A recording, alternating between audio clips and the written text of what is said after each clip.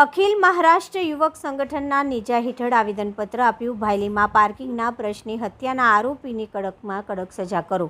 વડોદરા તાલુકા ભાયલી ગામના Priya talkies road પર આવેલા ધ એરોઝ ઇન્ફ્રા નામના ફ્લેટમાં પાર્કિંગના પ્રશ્ને ભાડુઆત તરીકે રહેતા યુવકે પાર્કિંગ બાબતે ઝઘડો થતા અન્ય યુવકની 3જી તારીખે હત્યા કરી હતી. આ બનાવમાં હત્યારાની ધરપકડ બાદ હવે અખિલ મહારાષ્ટ્ર યુવક સંગઠનના નેજા હેઠળ પોલીસ કમિશનરને આવેદનપત્ર આપીને હત્યારાને કડકમાં કડક સજા કરવા રજૂઆત કરવામાં આવી હતી. પ્રાપ્ત માહિતી મુજબ મૂળ મહારાષ્ટ્રના માંગરૂ ગામના વતની અને હાલ ભાયલી ગામના પ્રિયા ટોકીઝ રોડ પર આવેલા ધ એરોઝ ઇન્ફ્રા નામના ફ્લેટમાં રહેતા અક્ષય નરેન્દ્ર કુરપાણીની 3જી તારીખે પોતાના ફ્લેટમાં બાઇક પાર્કિંગના પ્રશ્ને ભાડેથી 1 માસ પૂર્વે રહેવા આવેલા સુશીલ કુમાર સાથે ઝઘડો થયો હતો.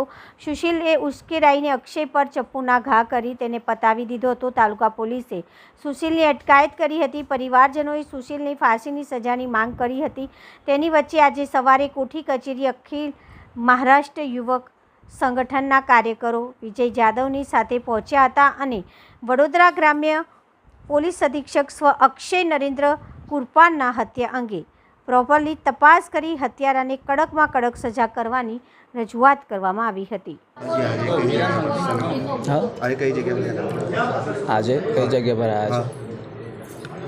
આજે અમે કોઠી 4 રસ્તા જૂની કલેક્ટર ઓફિસને ત્યાં આવ્યા છે.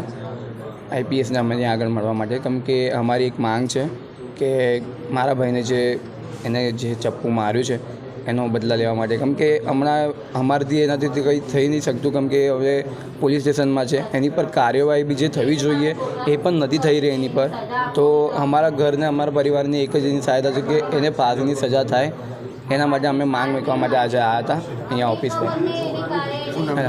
મારું નામ આકાશ કુરપાને છે અને મારું ભાઈનું જેનું મૃત્યુ થયું એનું નામ અક્ષય કુરપાને છે.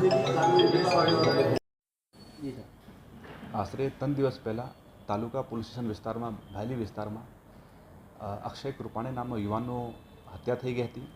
જ્યારે જાણવા મળ્યું કે હત્યાનું કારણ જો પાર્કિંગ બાબતનો વિવાદ આ હતું અને હત્યા કરનાર માણસ પણ એમના પાડોશી જ હતા અને છરી મારીને એમની હત્યા કરી હતી. લેટ સાંજે પોલીસને ખબર મળતા આરોપી અને મર્ડરનો પણ કબજે કરવામાં આવ્યા હતા અને આજ રોજ મરાઠી સમાજના ઘણા બધા લોકો આ લોકોને એસોસિએશનના નેજા હેઠળ મારી પાસે રજૂઆત કરવામાં આવ્યા હતા કે જે હત્યારા છે એમને સખતમાં સખત સજા થાય.